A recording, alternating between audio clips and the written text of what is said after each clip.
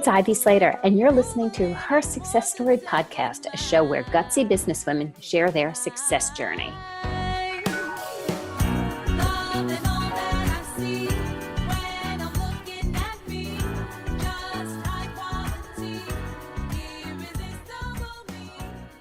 Hi, this is Ivy Slater. Welcome to today's episode of Her Success Story. I am so excited to bring you a colleague of mine today. We do not interview an enormous amount of other coaches, consultants, but every so often I know there's certain people out there the conversation is so rich and so valuable that we want to make sure we are having the conversations. And Cynthia Corsetti is just that person. She's a columnist for Authority magazine, which is how we've met. If you haven't seen my articles or Cynthia's on Authority, you definitely want to check them out. She's an esteemed executive coach with over 2 decades in corporate leadership, 11 years in executive coaching. She's also the author of cross-gender leadership book, Dark Drivers.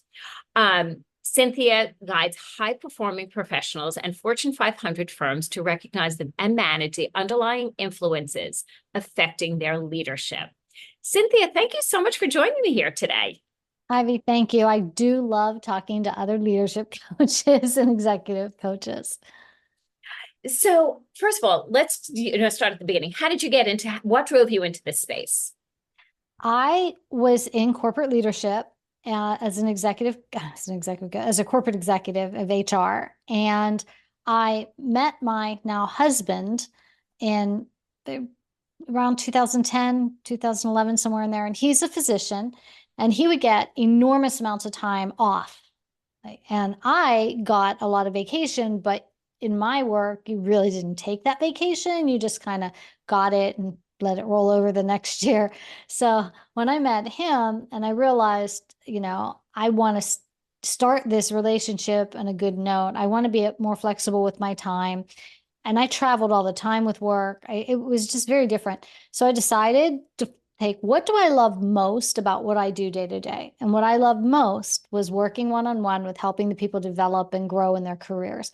So I decided to start an executive coaching business. My then Alex, I was living with him at that time. He kind of made a little sarcastic joke about how cute that would be, a little hobby for me. Oh which boy. Infuriated me. I hear you loud and clear. I said, give me my first year, I'll match my corporate income. And I did. So and there was no way I was not going to after he made a smart remark. So. And we married him anyway. Right. I've had to teach him a few things. Don't we all? It's part of it. It's part of our commitment to developing people, right, including the people we live with.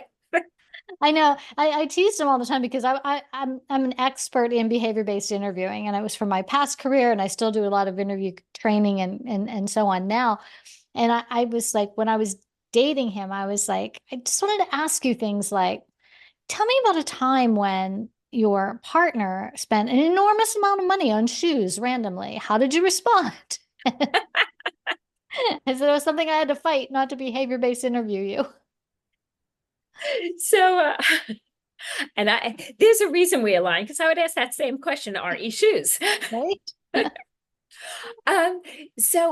First of all, I love and respect, because when I got into the space years ago, it wasn't my husband, it was my accountant who said to me, what are you doing? You're going to throw away. You don't realize how much money you're making. You're never going to make this much be money. able to.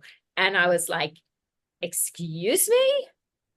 And I was like, you don't know anything you're talking about. Well, the accountant was fired before the year end, started the business on the first of the next year, and blew him out of the water, so to speak. But it's years ago, and sometimes people think of these businesses as small. Oh, it's like a hobby business. But you and I have scaled true companies in the work we do.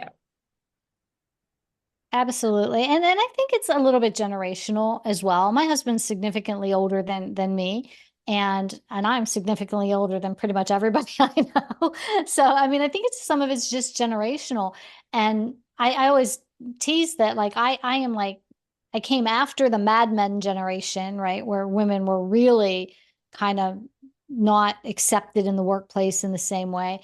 And I was well before the Me Too movement. So I Yeah. kind of feel like I always called it the Why Not Me movement because it's like in my generation, it was like if you were striving to get that attention, not necessarily attention from men in that way, but attention from men in power to take you seriously. And it was just very different. Post Bad Yeah. Men, pre Me Too. And that's where we came up, or I came up. Yeah. Do it myself, not you. I think I came up a little before you. So what are you seeing as some of the biggest issues in the leadership work you are doing today? Oddly enough, I think AI has become a Yeah. big leadership issue, and it people don't think of it as a leadership issue. And what I've discovered through working with leaders and through interviewing hundreds of leaders on AI specifically, they're dealing with we've leaders have always dealt with change, right? They've always had to lead through change. They've always had to keep their teams engaged. There are things that leaders have always had to do. And now they have to do it faster, and they have to do it with more integrity, and they have to keep their teams from feeling that their jobs are under threat. They have to keep their Right. teams willing to change on a dime and pivot fast because the goals are changing, the finish line is changing, and it's changing fast. So leadership, they need a whole new set of skills today. It's interesting because, I'll always notice whenever we see a disruption, right? And AI is a disruption. Whenever we see a disruption in the marketplace, right? Or in business, in leadership, the first thing is to go into a little bit of a fear-based mode. It's like, oh my, and it's, oh my, is my job okay? Is this right? Or the first thing we take on is fear because it's the unknown. What is AI? So my own husband said something to me the other day. I was like, well, did you check Chat GPT? He looks and goes, what's that? I'm like, who are you? How do you, where are you? Um, so it's looking at disruptions and then actually embracing them and saying, how can this help? And helping lead, like I know in helping leaders see how to lean into how this can be an asset versus how this is a point of disrupt fear on leadership in our teams, and how are we leading people and incorporating new things. What are you seeing as far as using it as a methodology as an incorporation? So Ivy, I kind of have it. What I push leaders for is yes, we have to incorporate. We have to see where AI fits into organizations, but I try to encourage leaders to multiply that by 10 because AI is changing so fast and it's getting so much better. So as you said, it's a disruptor. It's disrupting every industry that there is right now. And if you're not on top of that wave, if you're not saying, okay, I know I can use AI in my organization, maybe to pull some data together, to make things a little faster, to have my teams work more efficiently. Yeah, that's all easy. All of us can do that. But if you're in an industry and you can say, what if I can wave a magic wand, what would change drastically in my industry? And how can I use AI to lead my industry in that direction? And now you're not just riding that wave, you are on top of that wave and everyone's following you. So I try to get my leaders out and in front of this AI wave. I love that perspective, and I agree with you 1,000%. And a crazy thought as you were sharing that came to my mind is not that long ago, we had another disruptor called COVID. Absolutely. And it's right, we're looking at disruptors, and right, there's so many companies that thrived because just what you're saying, Cynthia, is they put themselves in position themselves ahead as opposed to just continuing trying to catch up. And I think leaders who are putting themselves in the position of exactly what you're saying is putting themselves in front of AI, grasping of what we can be doing with this. How can it be an asset to our companies, to our leadership, and incorporating and making their teams comfortable Mhm. are going to be on the growth path. Absolutely. And unlike COVID, AI is not going to go away where COVID Correct. did. And we see, I remember when COVID, when everything was shut down, and like I had been using Zoom for client calls since 2011, and now like everybody's on my platform. It's like we were doing this before it was cool. And Exactly. and now though, things are spinning back. And even Zoom, from what I've read, has their employees come back to the office. So if Zoom is making their employees come to the office, I know that things are turning back. I think there's a lot more hybrid and so on. But COVID was it was something we never thought could happen, and there it was, and we adapted. But now there's like a new normal, and it's kind of hybrid, but it's gone. Where AI, it's not going to go away. It's Nope. just going to keep expanding and growing. So I agree with you on that comparison of that disruption. And I think we can grow so much as leaders by embracing those kinds of things. 1,000%. I have to ask you this. You've been running your company for a long time. Mhm. What has surprised you in growing it? But clearly it didn't surprise you that you could replace your income, improve your now husband, enlighten him Yeah. as a leader, which I'm so with you because I did the same thing. But what has surprised you in growing your own business? I think what surprised me the most was that you're only going to grow as much as you have confidence in yourself to grow. And you're not going to be able to charge the prices that you know you're worth if you aren't confident in what you can deliver. So I think what surprised me was my drive to keep learning. When I started this business, I'd already had a master's degree. I'd already had 20 years experience in corporate, and at the time when I started, I don't think I really grasped the difference between coaching and consulting. And so I called myself an executive coach, but what I was really doing was consulting. So it was through continuous learning and having coaches and going and getting my coaching certification that I really learned how to wear a coaching hat when I need to, and then change to a consulting hat when I need to. And I knew the difference. And I think it surprised me at how much I wanted to keep learning and keep growing and keep expanding my skills, even though I thought I was, I've already got, I've already got that. I don't need more. That was surprising to me, but I still, every day, I'm still loving to learn. It's interesting you say that because I can't say this when I was running a printing company. I was like, oh my God, I can't wait to see what's coming out next, what I could learn this. It was just like, it was a job. I ran a business. It was a job. Mhm. Today, also, like I'm continuously leaning in to want to know more. I want to learn more, not because I feel I have to keep up, because I'm driven to, because my curiosity and my love is so strong in what I do. So I I agree with agree. you there. And I think it also it surprises me. Like I get bored. Like I get bored easily. And so throughout my career, I was a teacher, I was a flight attendant, I was a chamber of commerce executive. Like I just get bored after a few years. I'm on to the next thing. And I'll maximize it. I'll give it 100%, but then I need to go on to something else. With this, everything is different every single day. Every organization, I can be on a call, and today I was on a call with a client in London, and then I was on a call with a client in Beijing, and they're completely different things, different things happening. And so how do you get bored with that? It's like their problems are over there and theirs are over there, but the skill set necessary to navigate them are the same. Yeah.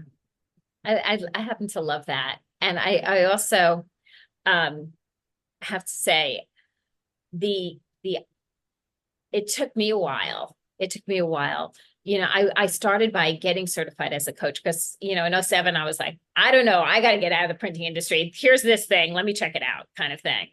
And people had said, oh, you should be doing this. You should be doing this. I had no idea what it was. So I signed up for a certification program. I was like, okay, this is how I can figure it out. And as I started working, I was like, I noticed the difference between the coaching and the consulting and the business work. And I said, well, Slater Success is not just a coaching company. How do I do both? How do I play in Right. both? How does it complement? How can I help my clients the most?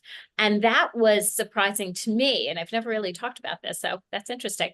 But I agree with what you're saying so much, because it was in the development and leaning in and seeing how I can serve the people and the clients that I said, well, here I'm going to weigh in on strategy, and I'm going to weigh in, and here's where we're going to coach, and we're going to get people to actually implement and take action and be the best they can be as leaders in that way. And Uh, that's where I think it's the most rewarding, because you coach them and then you give them the coaching skills to coach their teams. And then you also, based on your experience in business, you have value to add when they're just not seeing a strategy thing. You can coach for 2 hours and try to get them to come to it. Or you can say, hey, have you considered this? And it's just knowing when to wear which hat. so for our listeners, is there a tip or a piece of advice that you would share with leaders of today and our future leaders of tomorrow? One thing that I always say is that when you take on a leadership position, you have two full-time jobs. So you have your day-to-day leading an organization and making things happen and getting the organization to the next level. And right on top of that, you have other people in the organization who you are responsible for developing their leadership skills. So if you're a leader and you don't want to lead people, you want to manage tasks, you're in the wrong position. This is two jobs, and you have to have your skill set for the one job was pretty much grown organically as you moved up in the organization and got your education. Your skill set for the other job, it doesn't come naturally. So hire a coach and work on both, because you should be at the same level on both parts of that job. Well said. Well said, my friend. Very well said. How can our listeners learn more about you? They can go to my website at cynthiacorsetti.com. I am really active on LinkedIn. I'm on other social media, but my team does that because I spend money, I buy stuff. Yeah, I just don't like scrolling social media. Just that my credit card and social media don't go well. So I my hear you. teams handle the Facebook and Instagram, but I am on LinkedIn all the time, and I am on my website and sign up for my newsletter. Absolutely. And Cynthia has great writing out there. She's posting a lot with really smart, insightful comments. So I really enjoy following you. And Thank you. listeners, this is what we say at this point in the show. Take a deep breath. Identify one piece of today's conversation that is helpful to you. And then make a decision on one step or one action you're going to take. Your time is valuable, and we appreciate you always listening into her success story. But we want you to be able to be action-oriented as well. So just make the decision and identify the action. If this episode was helpful to you, please pass it forward to anybody and hit subscribe as we come into your inbox weekly and your podcast apps. Thanks for joining me, Cynthia. Thank you, Ivy. It was a pleasure. And listeners, see you next time on Her Success Story.